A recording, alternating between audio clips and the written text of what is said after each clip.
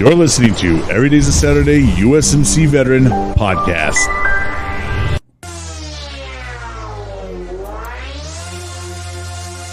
Now introducing your host of Every Day's a Saturday USMC Veteran, the one-man show, Brian Roof. Hey, what's going on, friends and fam? Thank you guys so much for joining another great day and another great interview.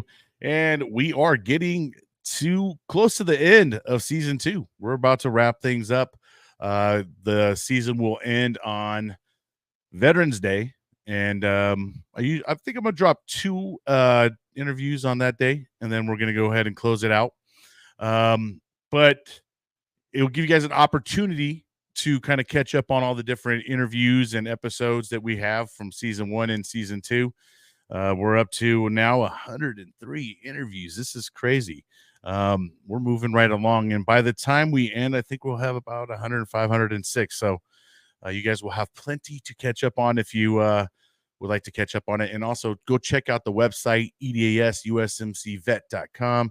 That's where you can catch up with all the different shows. And also I do put all the different nonprofits that we've had on the show, as well as veteran-owned businesses as well. So you can go check that out. Go give them some love. And all right, so we're going to go ahead and get on with our next guest and not keep her waiting any longer. She was medically retired from the Navy after 17 years, and she married a Navy veteran as well who retired from the Navy. They decided to start a nonprofit, and here to talk all about it, it's called Mended Sparrow. We have Shahnaz Deyette. I probably messed it up, but welcome to the show. Thank you. Thank you for having me. Hey, welcome to the show. And I usually mess people's names up. Hope I didn't destroy yours too bad. We did go over it a little bit, and I probably still messed it up. You're all good. You won't be the first. All right. Well, hey, welcome to the show. And now it's your opportunity to kind of let us all know who you are. Tell us about yourself. What made you end up joining the Navy? And when you got out, how was that separation life for you? And, what brought you guys to start up a nonprofit? And, how did you end up marrying a Navy veteran as well? And how did that all work out? So floor is totally yours now. Gosh, that's like a power punch answer. And I was like, okay, all right. Lots. I think the thing, probably the start of it, if anything, having joined the military was, and this could probably resonate to a lot of people, maybe they didn't come from the best household. Definitely came from an abusive household. So it was just the Navy really, in a sense, not only to serve, but it just gave a illumination of just protection. Feeling protected, the camaraderie, the family that it felt had. More like that was your family nucleus, right? Like, yeah, and that's, with that family, and that's what definitely drew me into it. So I joined in. I had my parents actually sign when I was 17.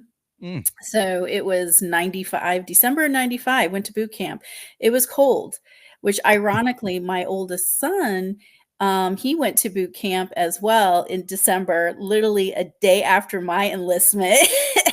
And you didn't warn him, like, hey, I don't know, maybe wait till like January, February, So yeah, neither of my middle child too. He went also to the Navy for boot camp up there in Chicago. So he went like February. It was like no difference. So it was cold no matter what. Yeah. Where was it? Where was the boot camp at? Chicago.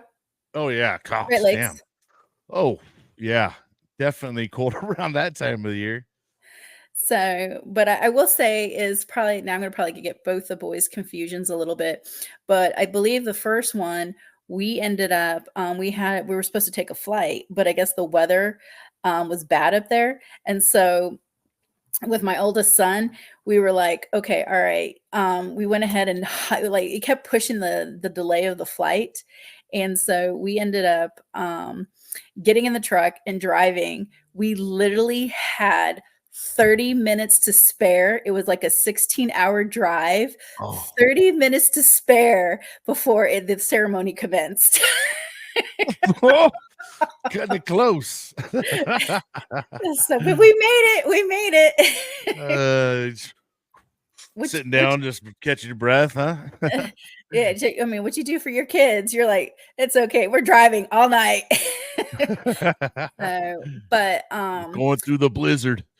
yeah, so, going in the military, definitely and of course, the things that, as there's the good, there's the bad.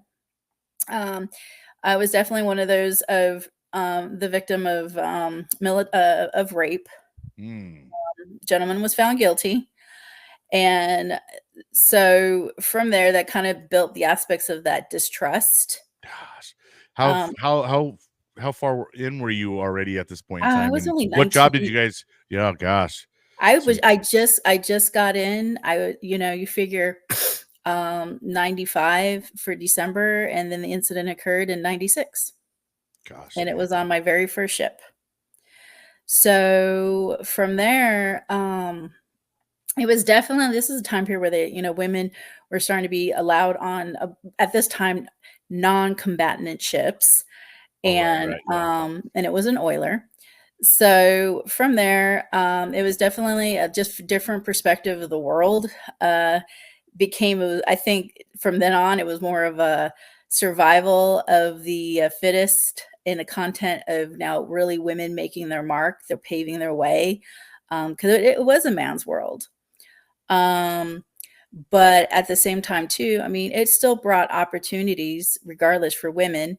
But going through with it, as time went on, I definitely, I think I've experienced 4 different types of natural disasters. Oh, Um, wow. so one was this is when I was in. I'll tell one of them was a earthquake in Northridge, Northridge, LA earthquake. Yeah, yeah. But this was back in I think it was in middle school, and probably Early 99. 90s, Yeah, early 90s. early Mhm. 90s and early 90s, and I remember peeking out of the bedroom of my grandparents' guest house, and I remember peeking out and, in there, um, I looked out, and this is probably at you're young, you don't know any better, and, you figure, "Listen, why are we gonna peek on a glass," right? Through the blinds, and, I saw, like, the water, like, the cement, like, you thought this was Universe Studios, like, literally the sidewalks were overlapping each other, and then Yeah, the that was pool a bad one.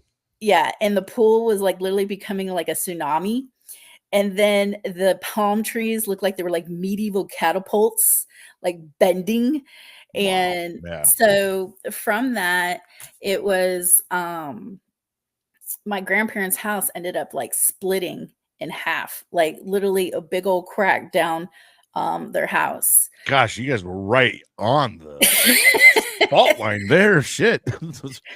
I Gosh, damn.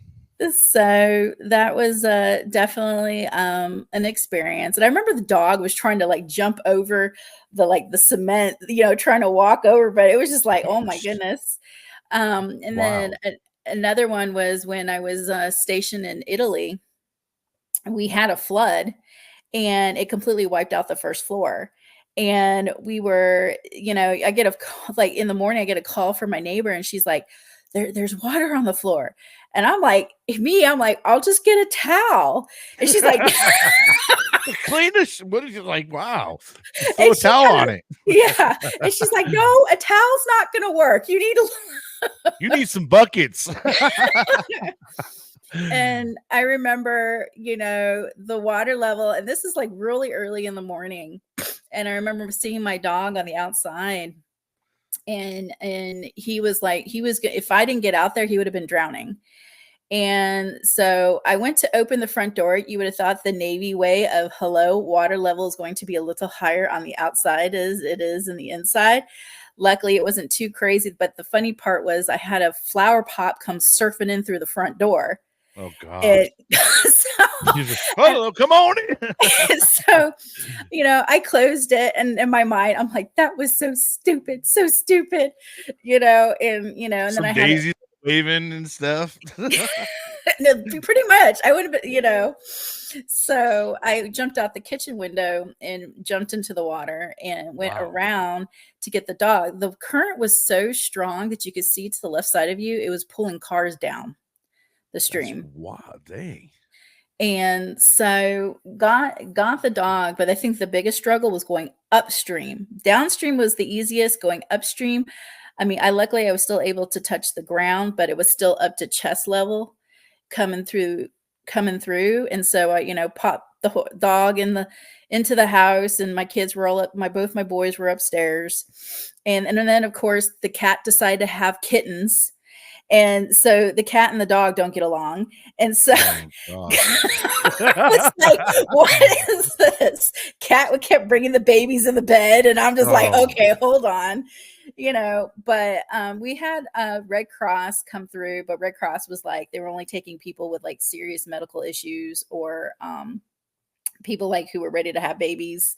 And we stayed there, but they did say that if the water level got any higher going to the second floor, that they were going to completely evacuate us.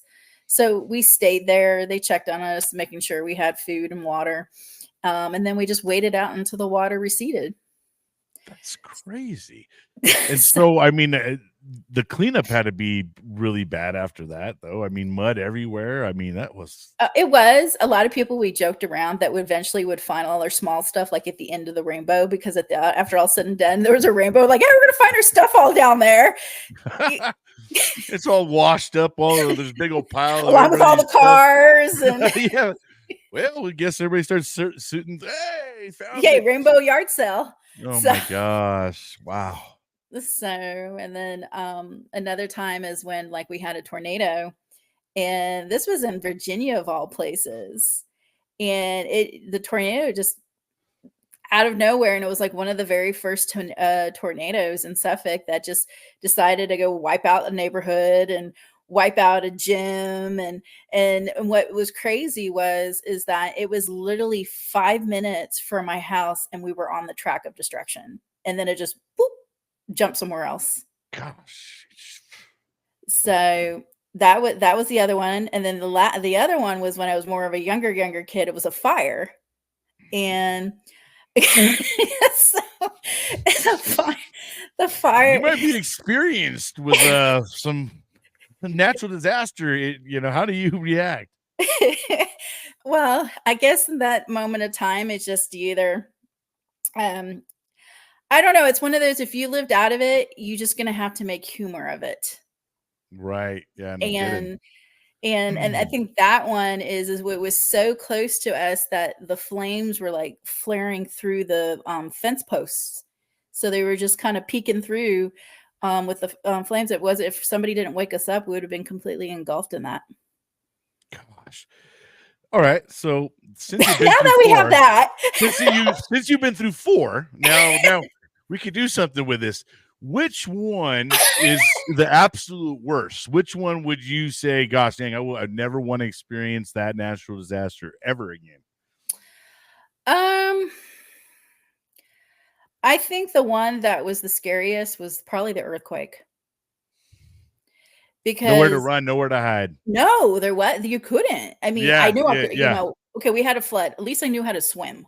Right. At least, I knew there was going to be some sort of boat coming to get me, or something. But even I think the earthquake one was probably the worst, because just to peek outside and see what it did to the trees and the pavement.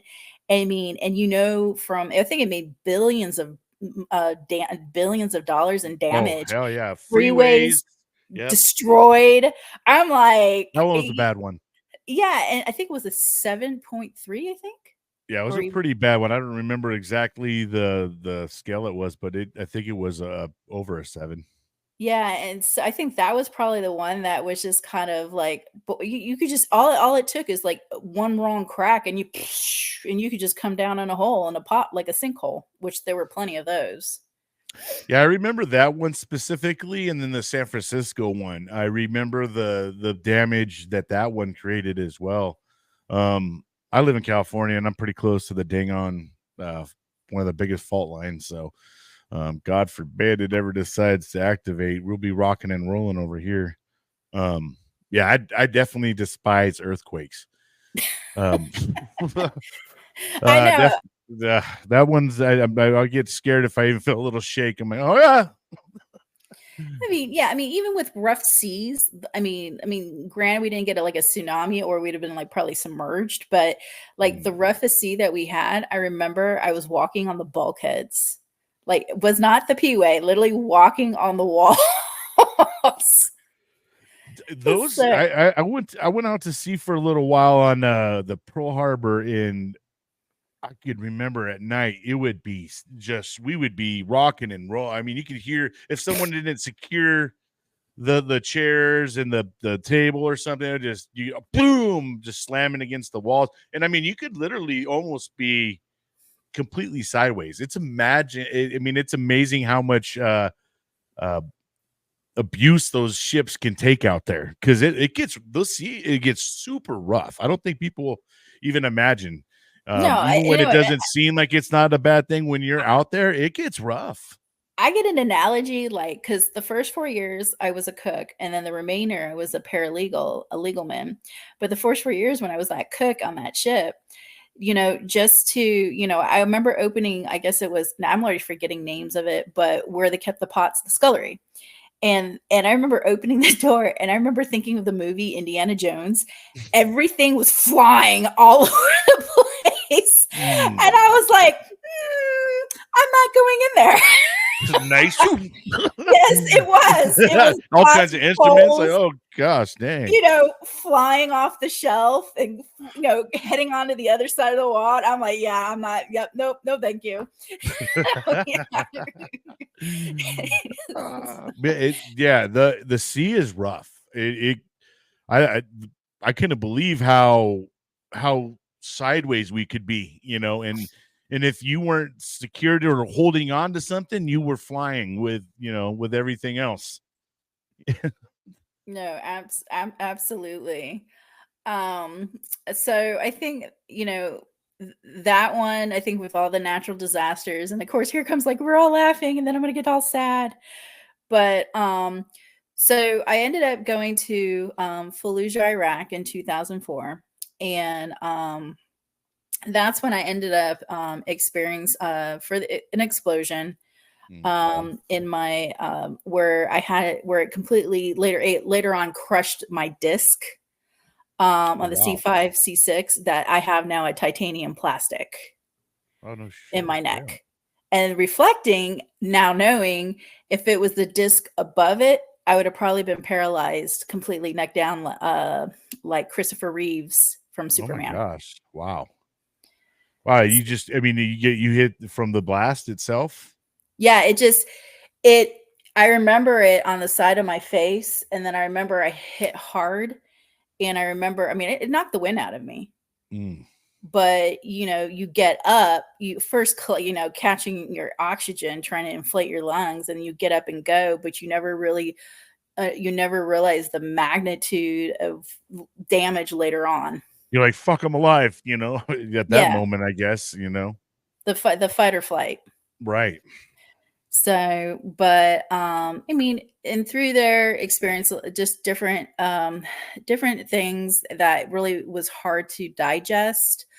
But and then I guess I always try to put with the sad parts, I try to put, the funny experience one, where there was this one story before we got to Fallujah, because technically my orders were Baghdad. Mm-hmm. And we ended up going to Saddam Hussein's palace, and I remember getting our real orders in this red room, and you thought you could hear a pin drop, knowing that just because who's in charge now tells you where you're going to go, just because your orders say one thing doesn't mean anything. So not in the military. You're a total volunteer for everything. Yes. And I remember they gave us an option because we were being split apart to 4 different areas. Some could go with the Army, some could go with the Air Force. And, my choice was, I'm going with the Marines. I choose to go with the Marines. They had more training than I in this area. So I was trying to pick my best survival. Good choice. You're here to talk about it, so that's good. But in that process, before we got in there to even to Baghdad, I remember this one incident where we were with one of Saddam's, I guess, whatchamacallit, it was like a hunting reserve of some sort. Yeah, he And had all kinds of oh god, the dude palaces like and owned, it wasn't even a God, little yeah, it thing. was ridiculous. I know we stayed in one of his, palaces. It's the dude had you can't imagine. It's like you can't even put like no. This is He insane. bought all kinds of everything. I It was mean, like full level. gold-plated walls and stuff. I mean, I don't think people understand how lavish Yes, that dude was. exactly. Everybody else lived like crap around him, but yes, I mean, right? I mean, dudes out there, I mean, living in shacks. This guy has palaces, multiples, like Yes, multiples. they're all mansions. Let's just And yes, unreal that's a mansions. better way of Yeah, saying like it. They were multiple people all live there. mansions, like little home, 1,500 square foot home to him was like everything was ginormous mansions. He He had live. Yeah, he didn't live like in a shack. Let's just say no, that. no, by no means. I remember I timed it too when I was in his palace. I walked from one end to the other end, and it took me 10 minutes. Yeah, the complete compounds. They are like their own little cities and stuff like that. I don't think people understand. I mean, like take our mansions and then just throw gold on it and like all this other. Yeah, exactly.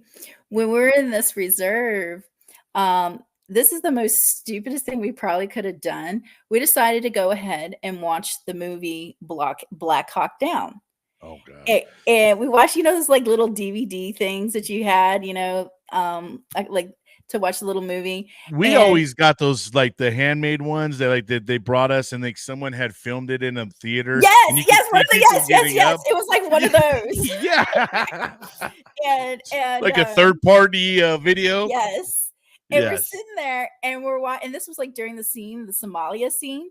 And so Mhm. all of a sudden, everything we just go boom, boom. And we're like, what the freak? Like all of a sudden you're looking at this little device going, there's no way this little device just became like a 3D. That loud. It's got some bass. Yeah, exactly. So we ran out and we were in this tent and we're just kind of looking and the effects of life. It's like if you were going to go out, you didn't want to go out alone.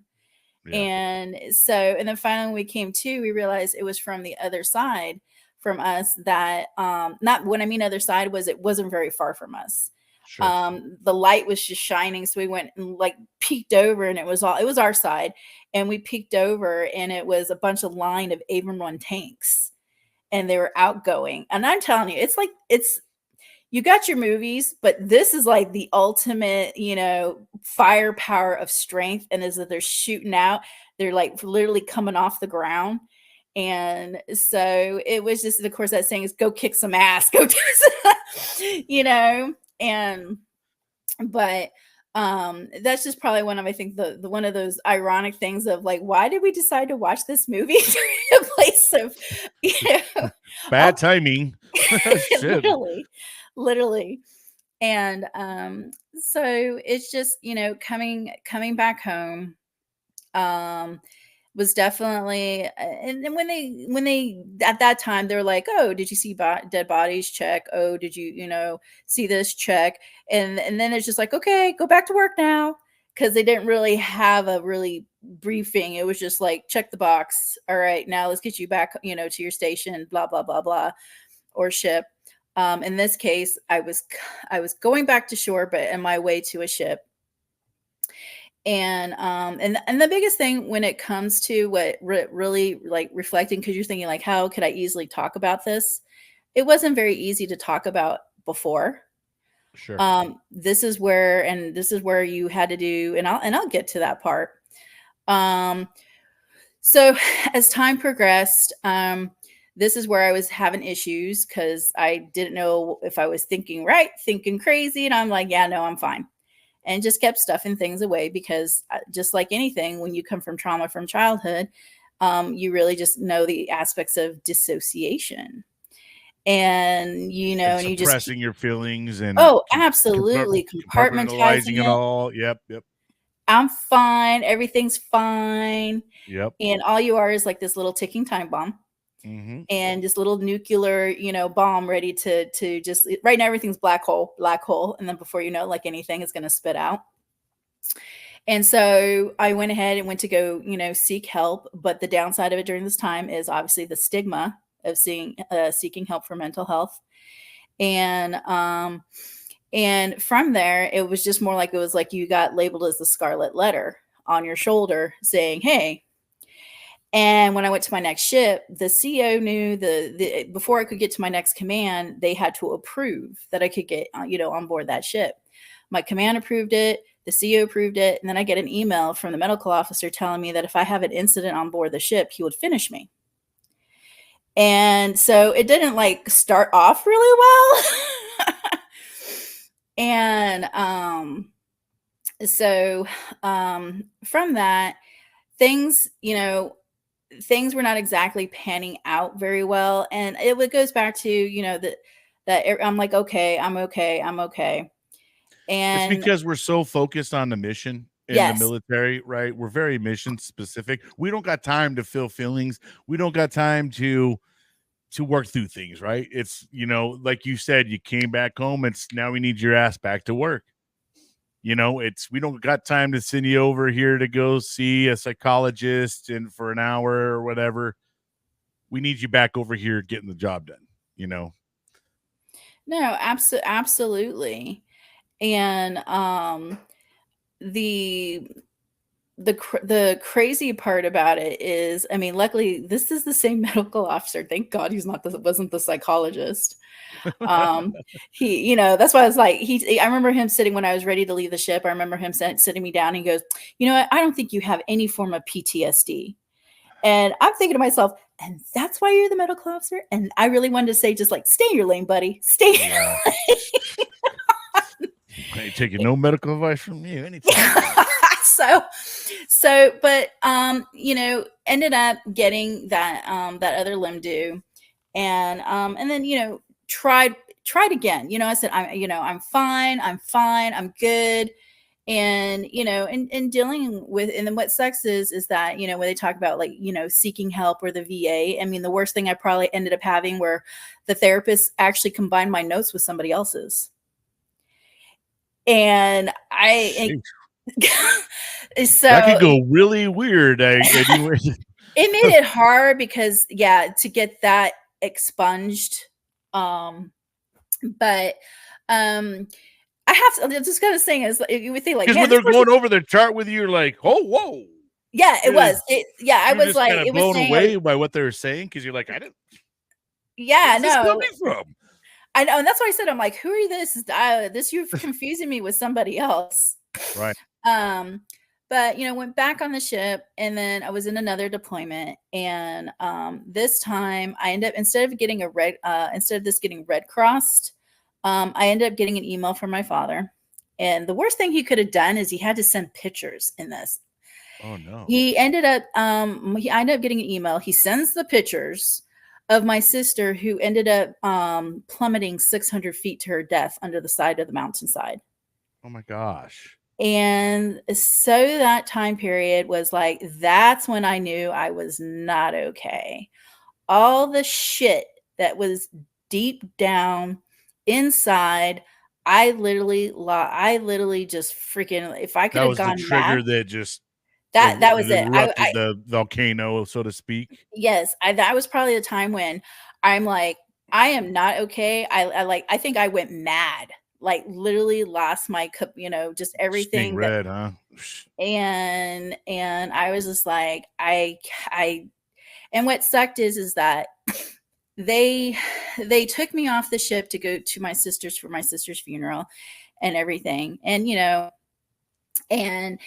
everything was surreal. And then the biggest thing is with the military is that not with the time, and I'm hoping they've got better about this, is never really giving you the time to process. Yeah, no. And literally a week, and then I had to be back on the ship and continue on with deployment.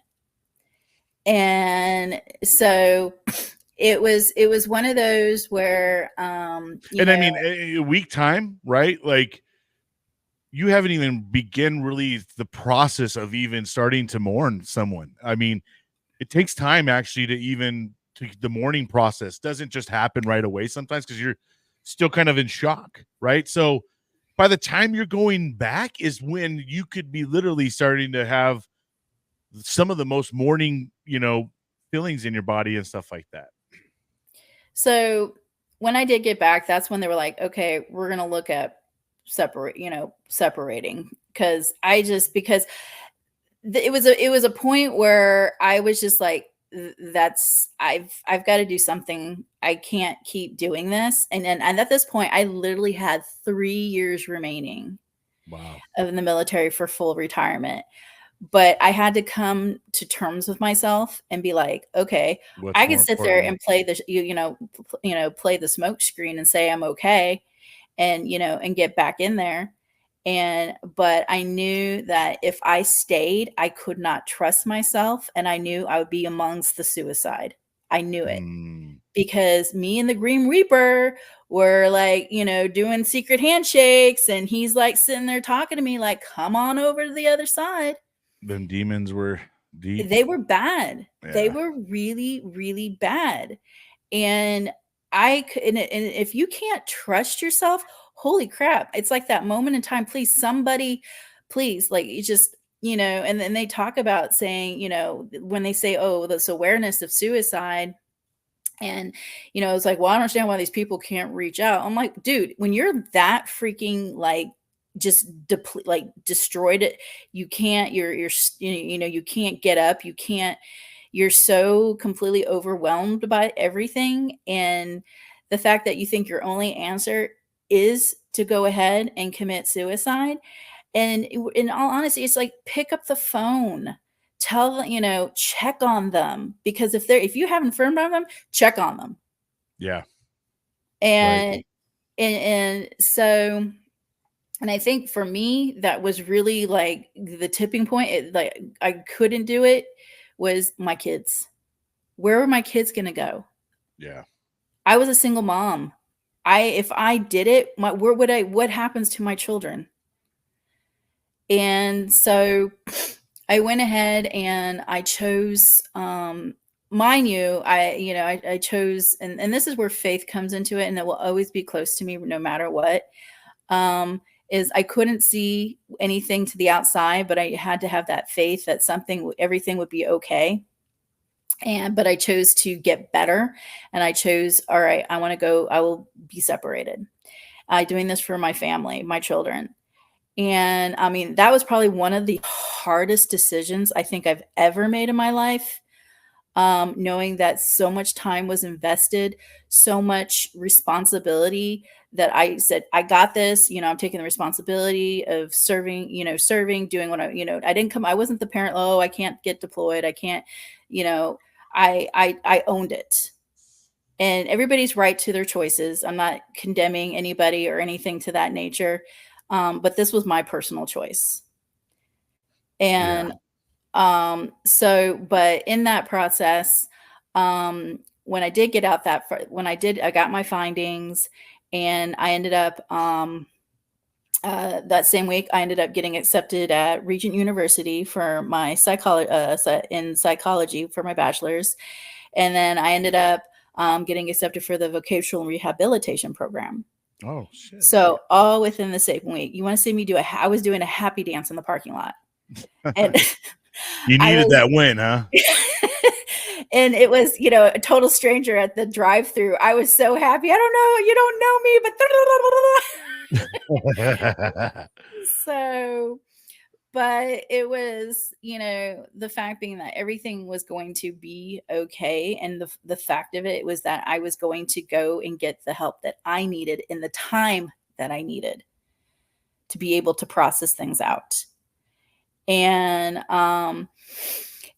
one thing I will say that that ended up knowing I did not make a bad choice of that was when my eldest son told me one day, we were driving in the car, and it was random. And he goes, Mom, I'm glad you chose us. Oh, wow. You needed to hear that, though, I think. Oh my gosh, yes.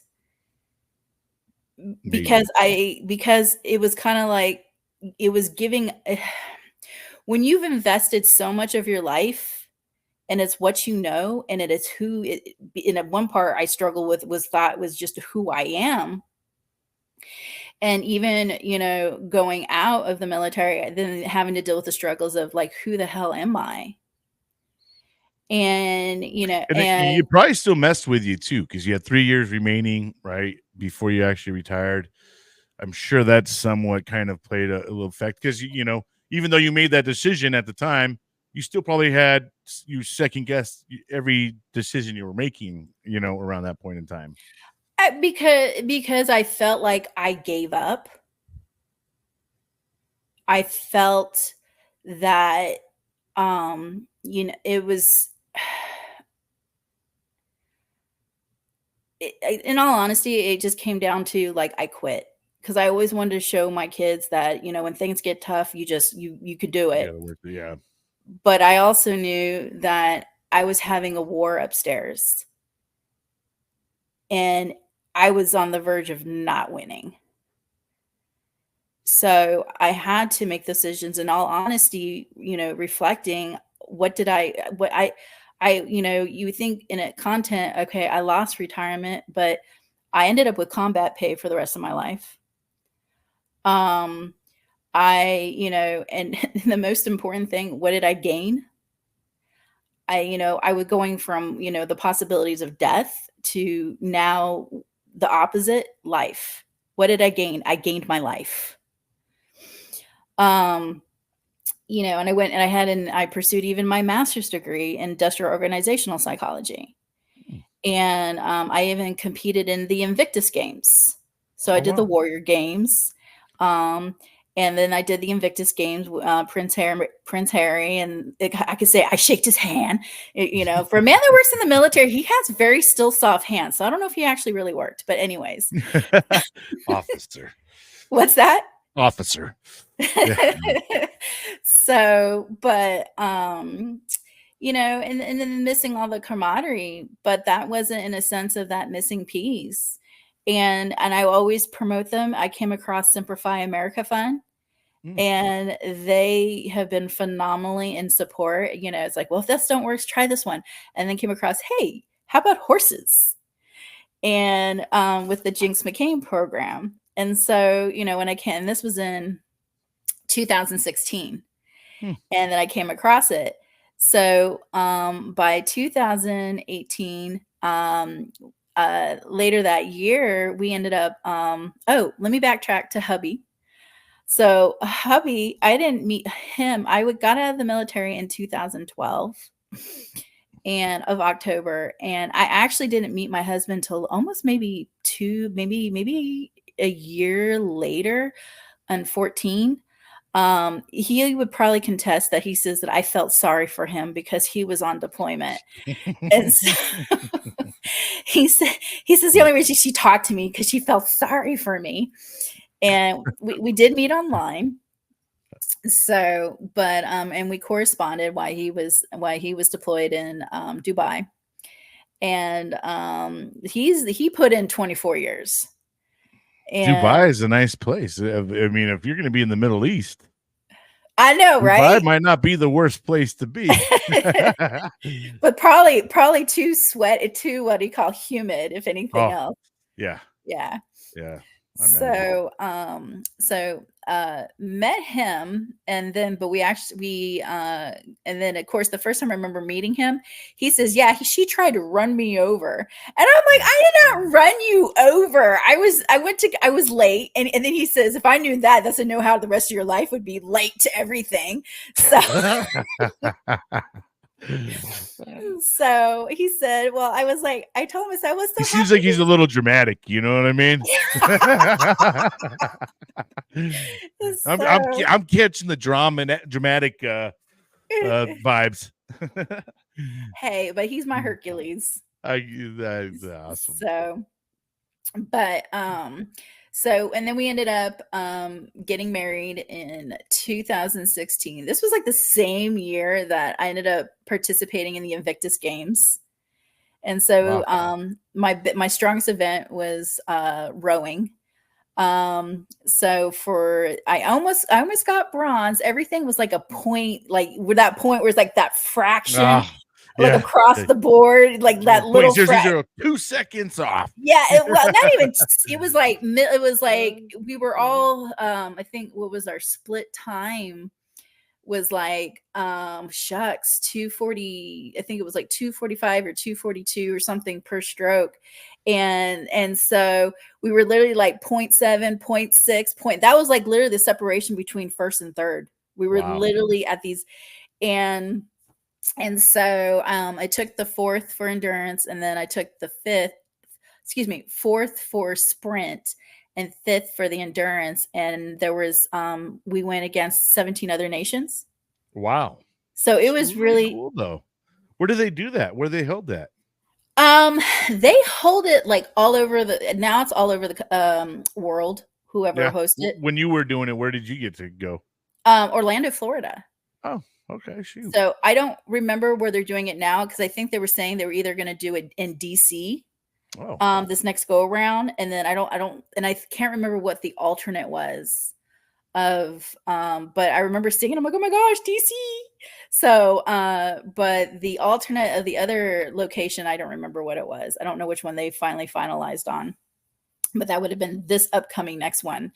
And I do have a Warrior Games teammate that she got her name's Anna Carey, and she ended up, I guess, being one of the runners holding the torch. So she got invited to hold as one of the runners to hold the torch. How cool. So I thought that was really cool. That is super cool. Yeah, we've all kept in touch. Nice. Seeing where everybody's that kind of stuff brings you together and makes you bond when you become a team, right? It does. Is because what we missed while we were in. Yep, it was a lot of that camaraderie. Now, a lot of veterans doing this, or is it just a mix of everybody? What, the Ventus games? Yeah. Okay, so Warrior Games is where you're basically going against other branch of services. Navy goes against Army, and vice versa, Marine, okay. and active duty, or is it veterans too? It was a mixture. It was a mixture. Oh shit. Okay. It was a mixture. And then if you go for the Invictus, you're Team USA. It's a collaboration of all Army, Marines, Air Force, all on one team. Yes, and for Team USA. So mostly Marines. What's that? I said mostly Marines.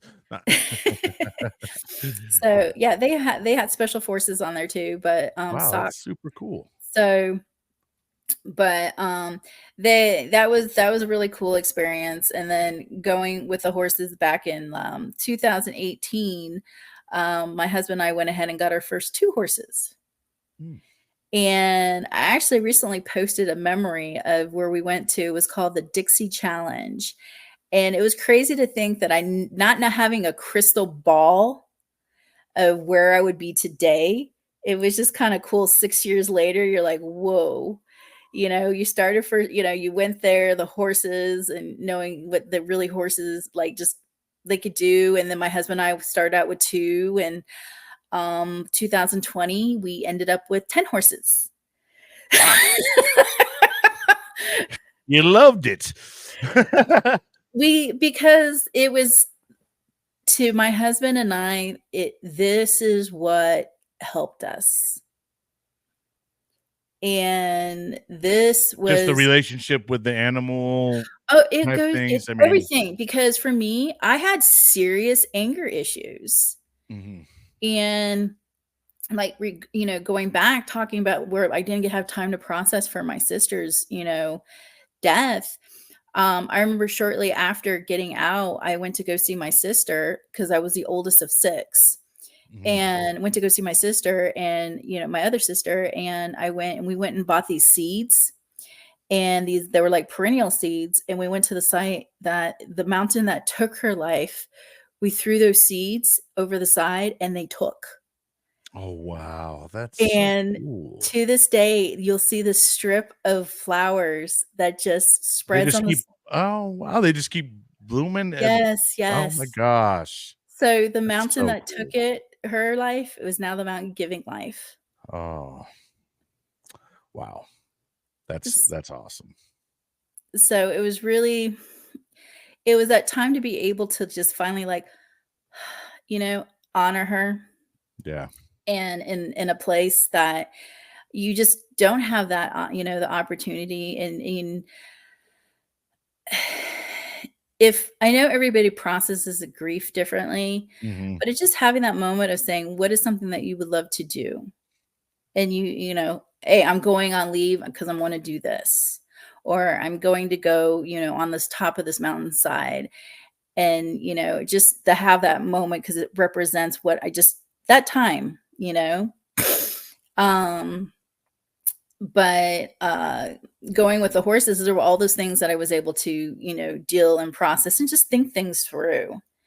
And even with like the aspects of scripture, and really finding that other side, because I was so like that right side of the brain of just not feeling and just thinking like foreign, mayday, mayday, and just thinking the aspects of feelings. I was like, oh, I don't know about those.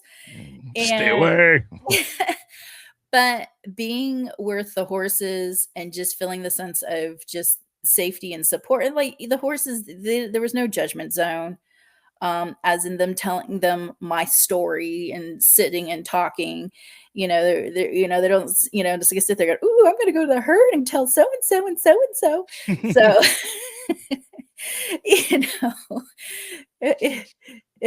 that's what I said, there's no titles, just, Yeah. get to be completely authentic and transparent. And that was the other thing. And I had a lot of healing to do, a lot of loss, a lot of, um, Trauma. just from, everything, and being able to finally just like, to process things and to understand things better. Yeah, because And you probably had to go through your childhood too, right? I mean, oh you my came from gosh, what? That's what do you think? I had to have 10 horses. I had an overhaul. We had a lot of work. That was for childhood trauma. This one for that. I got a horse for every trauma. We had a lot of work to do. Oh my gosh. In that process too, is that having time to process things is what I felt like. I didn't feel protected during my whole time. I did not feel protected, but having time to process, I was like, holy crap, God did have a hand in everything. As much as I could have something happened in the fire, these disasters, something that things that could have happened with me childhood, and having the incident with the rape and all. Things could have gone even worse, but yet He had a hand of protecting, and that to me was like, that was so like, just regardless of anything, there was still a hand of protection. Mhm. And maybe some people, they It's could like you see had an epiphany about it. You're just like, he's been here with me this whole time, no matter even when you thought you were probably alone. exactly. But it gave time to, as I would tell people, is with the horses, stop and smell the roses, because you're so inundated, like you're wearing blinders, that you don't see what's in the left of you or the right of you. And before you know it, those little small things, the little things that matter, you won't have those beautiful stories. You couldn't have said it better, because I think in the way our world is today, we're especially now, right, where both parents in the household got to work and everybody's just so go that they don't got enough time to process things, to smell the roses, to see the finer things in life. It's it took a while for me even as well to get myself out of the 9 to 5 job. And when I finally went 100% disabled, it gave me that time to kind of slow down, and I started seeing things that I've always been around the whole time, but I could see the details in them that I never was seeing before, right? Because I took the time to actually stop and allow myself to process and look through things. Before that, I was just like, give it to me, and I couldn't process it all. Because we were so geared and trained to be task driven. Accomplish the Yep. next task. An Yep. incident occurred, stuff it down, move next, get the next mission, next call, and then Yep. you just keep going forward. And you keep going forward, you're going to hit a complete wall. At some point in time, absolutely. We're going to get in that pit. The wall or the pit, and you won't win unless you come to saying it's okay to be not okay. But also that the biggest one is I need to go take time for me, because if I take time for me, then, and especially in a family, and that's another thing with our program with Mended Sparrow, is we really emphasize the relationship piece. And people would be like, "Oh, I just want to go and ride the horses." And I go, "Well," I said, "we're here to build relationships. We're not here to build one night stands." Right. That's good saying. So give it to an adult level. Right. That's why I do adults. Little kids, I'm like, yeah, that's not my wheelhouse. So tell it how it is, and that's more my wheelhouse. I love it. Yes, we need that though, because people, man, it's amazing how sensitive of a world we've become, right? And so sometimes you just got to be direct, and sometimes we need that directness because everybody else goes around it. It's directness. It's setting boundaries. Yes.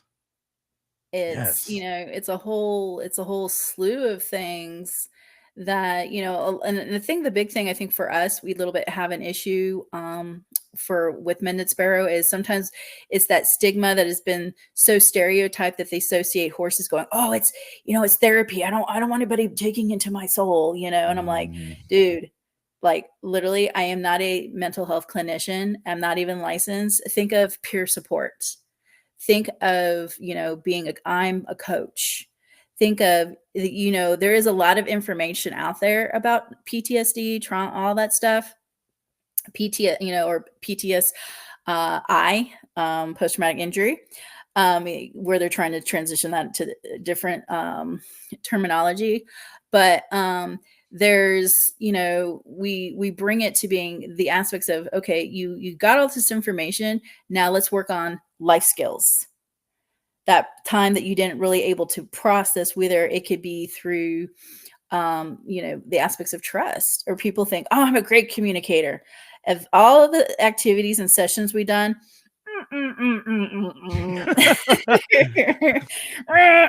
fail. We have a baseline to work with. Yes. Because the horse is a really great barometer in regards of going, the horse just called you out. The horse knows, yeah.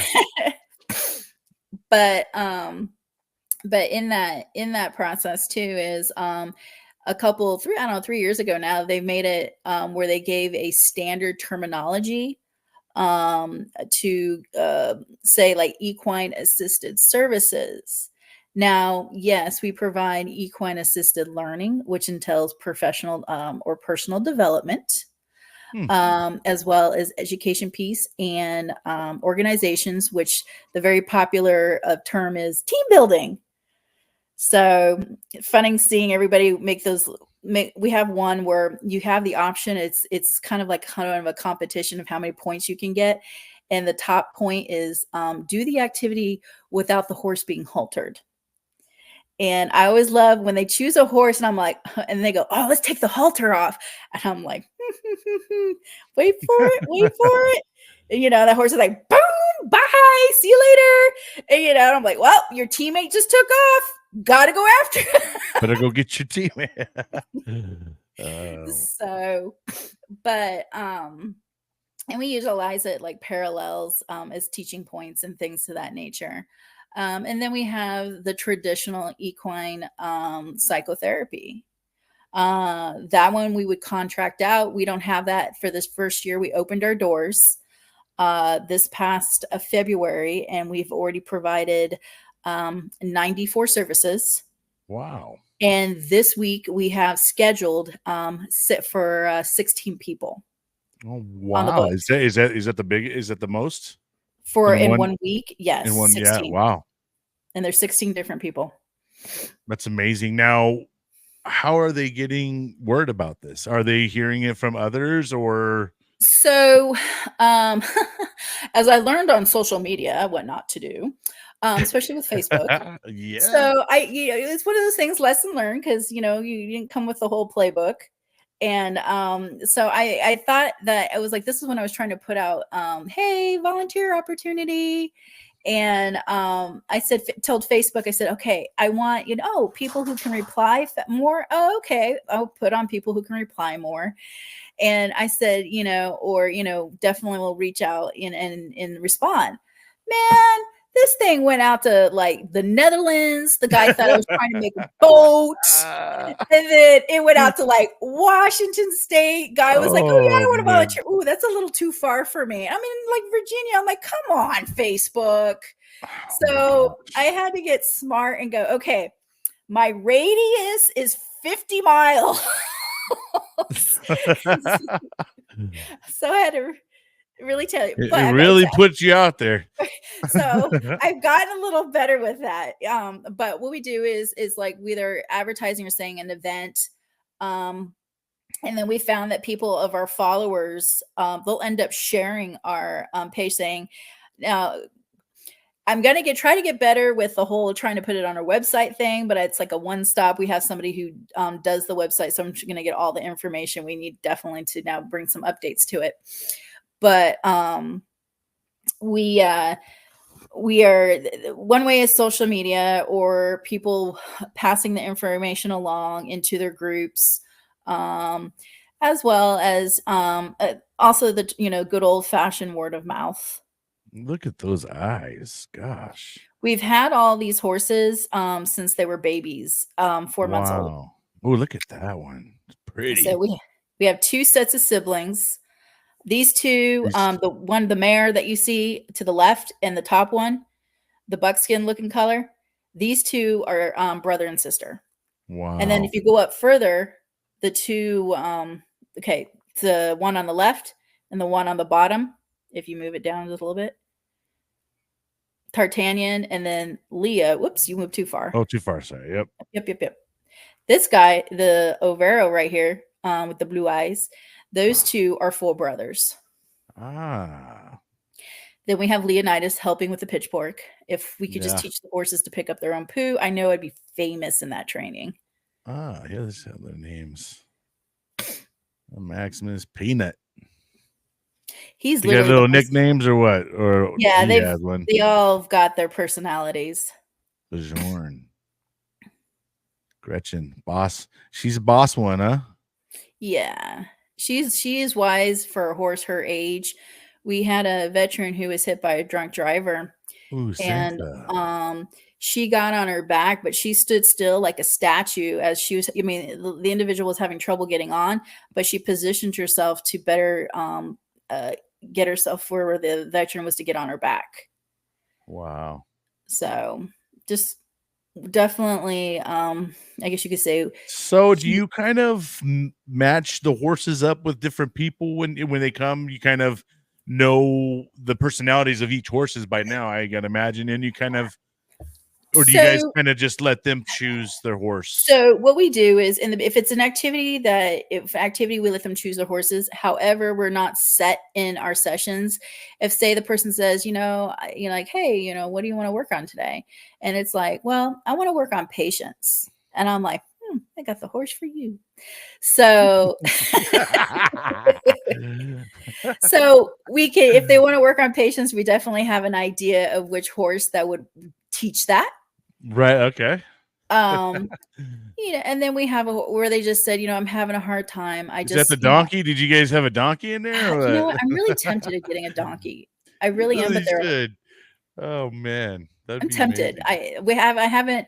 Right now, we're kind of like, I look at it this way: the animals we have 10 horses. Gretchen, which you saw, boss mare, she actually has a baby on the way. Oh wow. So, and then we have did you guys get her, someone to come in and do that? Actually, the baby's daddy was the very first pitcher, the one that had the pitchfork. Oh yeah. Yeah, he's the baby daddy. Okay, shoot. So, but we had gelded him earlier this year. And but now I've come to this conclusion that at first we were, having a little issue of him being in any of the herd. after we gelded him. And I've come to the conclusion where people, like people, they just don't like other people. Yeah. This was a horse that just doesn't like other horses. He's like No totally cool kidding. being by himself. I'm like, you know what, dude? If that That's was your how it world. rocks, we'll go for it.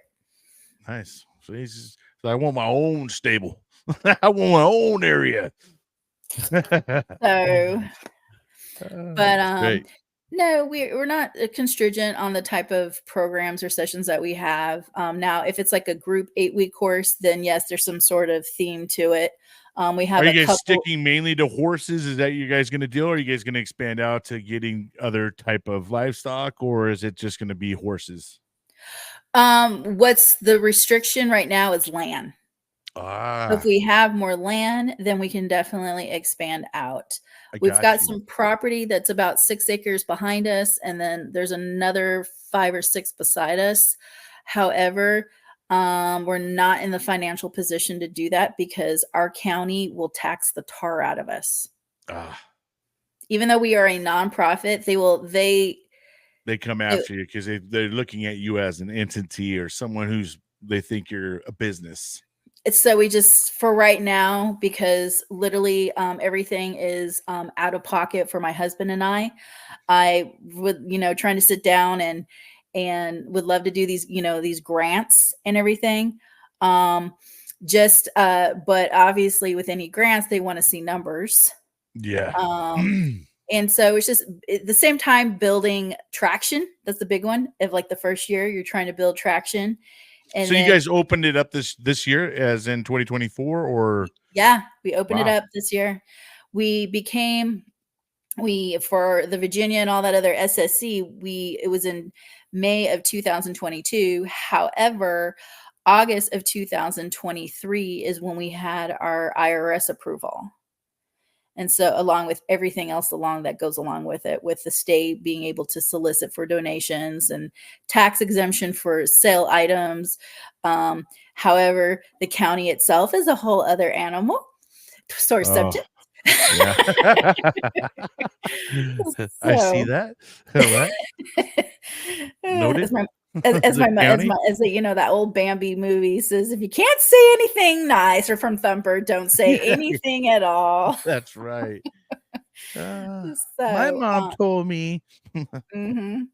But just from that, we definitely, we're not, how we do our program too is if that we do not track like paper trail or anything like that. So if we do any journaling, they take the journal with them. Because then it goes into the whole HIPAA thing. That goes into, we are not licensed clinicians, but coaches, peer support. So they can come here with not worrying about, hey, their security clearance being, questionable, or just themselves, because we've had people come out from 2 hours away, coming out for our services because they just really didn't want anybody to know that they were here. And so it gives that safety net of somebody really trying to, seek their own personal growth, but just having that nature aspect. And then we have access to 800 acres in the back with permission. Oh, nice. So is that like riding in trails and stuff like that you go through? Next year, we're going to look at that. The insurances, once person is on their back, is a whole other avenue. Oh gosh, yeah. Liabilities. With equine, it's a whole other. It's not that simple. So, but I guess you would think so, right? We're hoping, is like I said, with donations. We're still, if anybody wants to donate, please go to our website. We're definitely in need of veterinary services for the horses. And so as well as hay, definitely in need because we are in the process. All them horses. Yes, because in the winter, it's about 75 round bells to get them through. And 75 round bells are about 850 to 900 pounds. And we go through about 6 round bells a month. So a lot of hay. You guys got a pretty good storage for all that stuff. We have a hay barn, but the big one I think we're trying to pursue is we need a vehicle that can was it a 1 ton? Don't quote me on this. I'm like, but as my husband says, the 1 ton in order, because we have somebody that was willing to give us, but let us borrow their, I guess, 30-foot flatbed to haul this hay.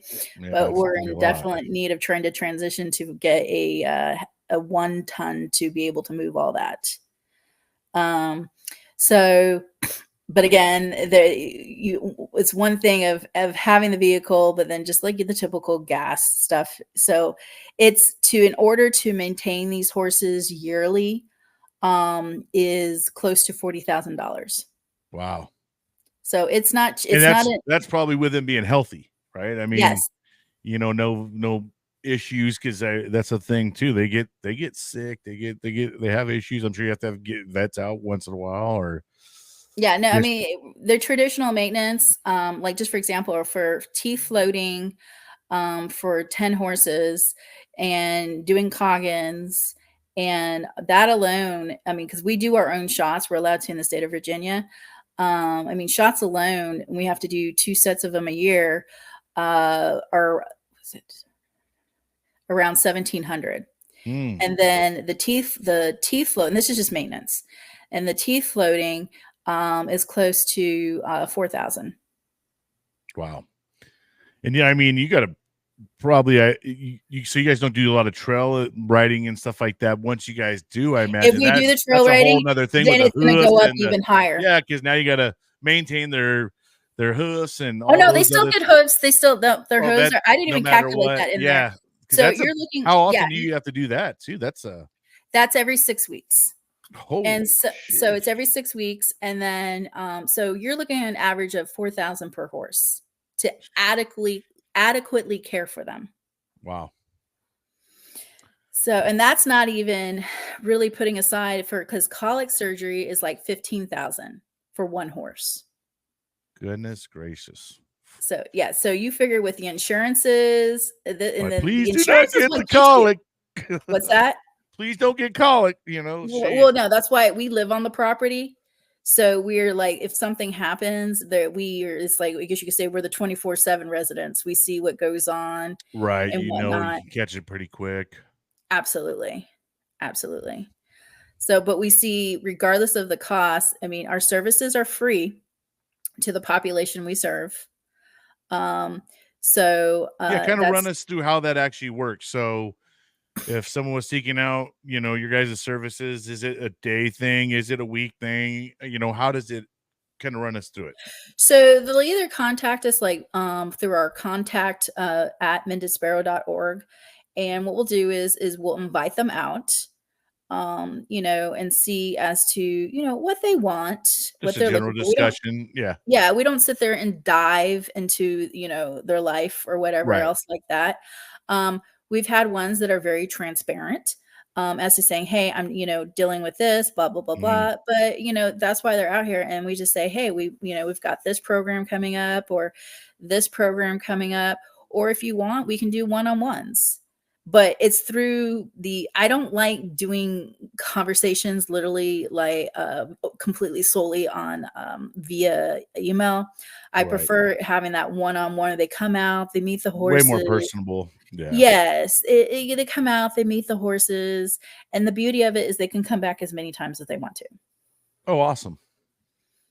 So it's kind of as a needed, like really would love to go spend some time with the horses today. They just call you kind of type of thing. And you guys have like a set of hours typically you guys run? Is it 7 days a week? They give us a call, and we just see as far as words, to plug them in for that time period. But usually my Mondays are my admin days, or this would not happen for us. So I kind of gear catching up on admin stuff. But for the most part, we try, like, even with, like, say for first responders, we try to cater to their shift work. Right. So even if we had, say, they wanted to do like the couples thing, we could cater to the shift of that, and instead of So you them guys are being, really flexible, I would say.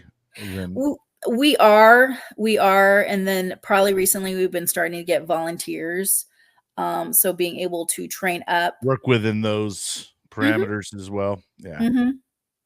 That's awesome. So, and we really emphasize on the aspects of just other additional peer support people, through that, but obviously not just somebody just there's a lot of screening. They got to know what they're getting themselves Yes, into, right? exactly. Because you guys have a purpose, you guys have a mission, and you need someone that's going to fit into that mold, Yes. right? So Like, there is a very selective process. We don't just sure. say, "Oh yeah, here you go." But if Yeah. somebody really Oh, you holds love horses? Come on in. You know? Oh, that's a whole Because though you got those wild ones that just love their horses. Well, just like raising kids, everybody has their different, ways of what they think is the correct parenting. So that flows in the aspects of horses too. So, I guess our known reputation is these horses get top quality care. We had an old man down Some the bougie street. horses, huh? Yeah, we had an old man that used to be a bronc rider, and he said that when he died, he wanted to be reincarnated as one of our horses. Well, hey, that's a good thing. So, but knowing the treatment and we look at it as how the horses are treated is knowing how you guys really will be treated. Right. With utmost care. Yep. And you guys, obviously those horses are very instrumental to what they're doing as well. So if they're not treated well, they're definitely not going to help out with what you need them to do. Right. I mean, horses, they understand things. They know when they're being mistreated by someone. They have feelings. I feel like the horses are very smart, intelligent animals. And, I think that's probably why it's so therapeutic for people, because the horse can feel your feelings. I feel like sometimes, right? They react. They would definitely react if you're being too forceful, or you don't really know boundaries. Right, because they're pack animals. They genuinely, out in the wild they have packs, so they all kind of know their pecking order and how to work in a community, I guess you could say. Yeah, I mean, with horses, they have what they have is a herd dynamic. Like they're considered prey, where for dogs and them, that would be where they would be in packs. Right. Yeah. I guess. Yeah. I know. Well, I'm a Marine, just so you guys. No, you're fine. You're fine. My terminology sometimes gonna be a little off.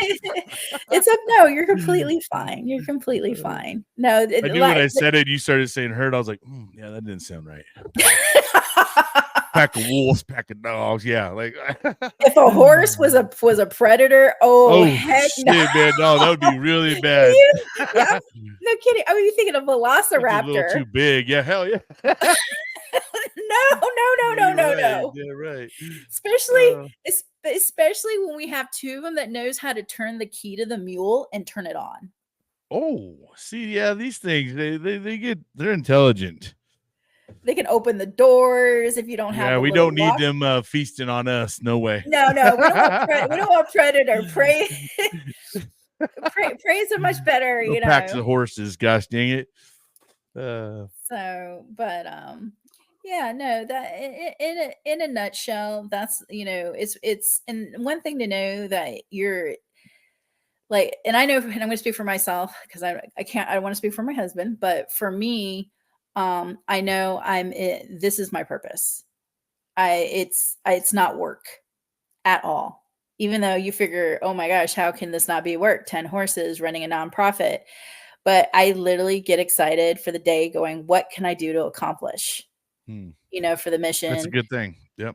And then on it, it's like, I'm doing it for free. So you got to love it. You definitely, there's got to be some love there. But the big one is paying it forward. That's awesome. That's great.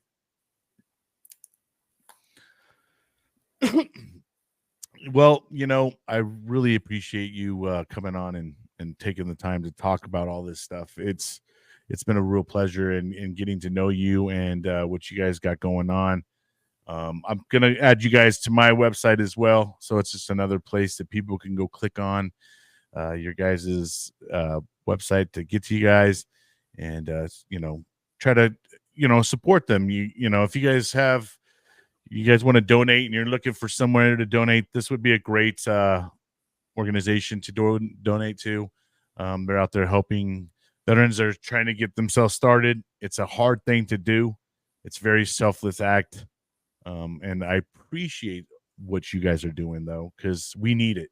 You know, we need more of you guys, and we just don't have enough, right? And so it's awesome to have people that are selfless and still want to work, because you could be stuck in your own little self-pity and stuff like that, but you don't want other people to go through the struggles you've gone through, or give them an out, right? And I mean, because that's the way I look at it too.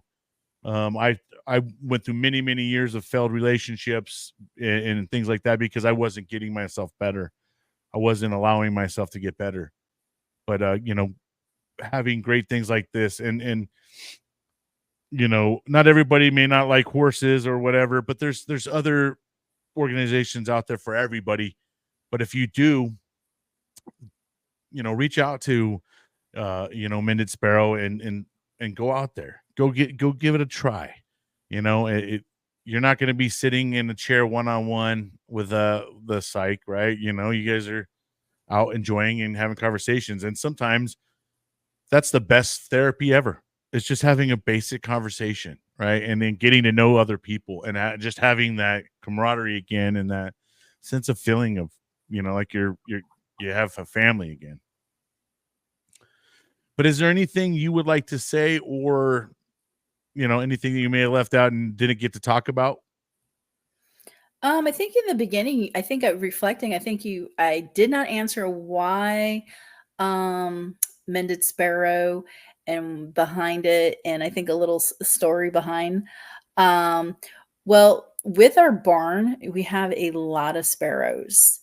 And so they kept taking residence, you know, and I was like, okay, it was me against the sparrows. All right. That's an odd one. Me against the sparrows. You don't hear that every day. But I actually, you know, like, you know, these guys, it was just like, what is with these guys? And as I got to, you know, there was this one sparrow. We ended up closing off the feed room and the tack room. And these sparrows, I'm like, oh my gosh, are they like part woodpecker? Because they poked a hole through like the side of the panel. Oh, And God. then, you know, and I'm thinking to myself, so I was reading up on the sparrows.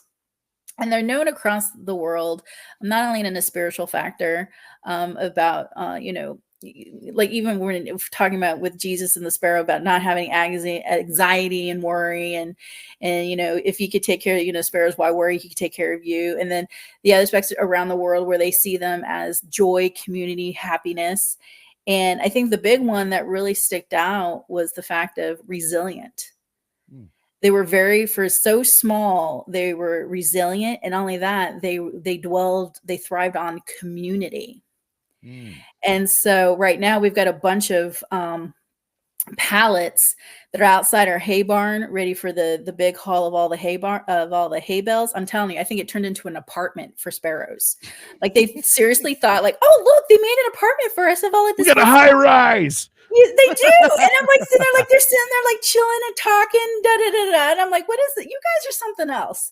So I came to terms that I was like, you know what? It's your guys' home too, because you guys were fighting to say, nope, we're here. And if you can't beat them, join them. You became a sparrow lover. But these little, you know, something so small, they were determined to fight for their family. They were determined to, you know, make stake of their home. They, you know, and I learned that they mate for life. Oh, wow. So that relational piece. Damn, I did not know that. I thought that was like the coolest thing. Wow, that's kind of almost sad in a way. Like, I didn't know that. It's these little small things that you thought were going to be a nuisance, and it's like life. It's like, you know, the small things, the little things, and then they end up being the big things that can actually teach you something.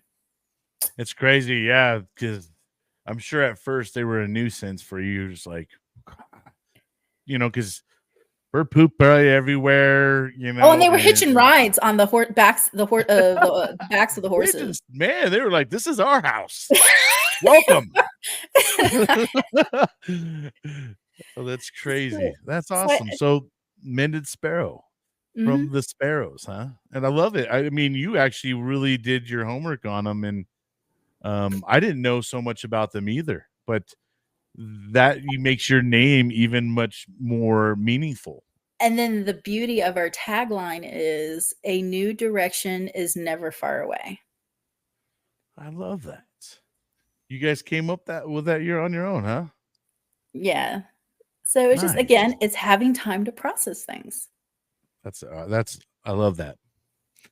Um, so what's the future look like for you guys? You know, what would you ultimately what would be the end game for you guys? What would be like the ideal end game?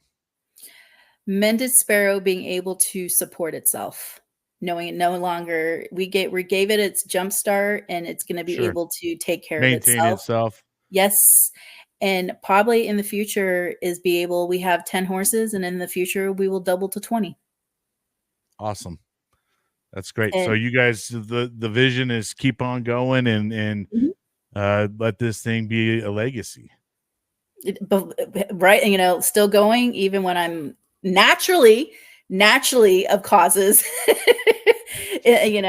of in my time. It's just it's giving back and the whole paying it forward. It's, just giving your whole heart and in hopes that for other people and they, their journey, their story.